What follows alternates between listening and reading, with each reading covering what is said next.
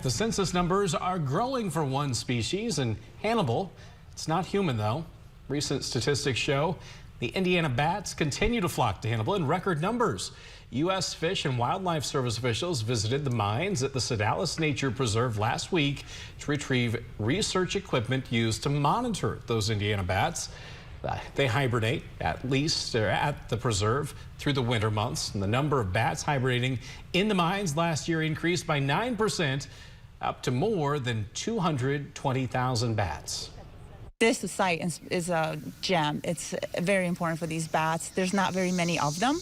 These bats live in a very select number of caves and mines in the country, and so this is an incredibly important site. So important that more than 200,000 out of the known 500,000 are here.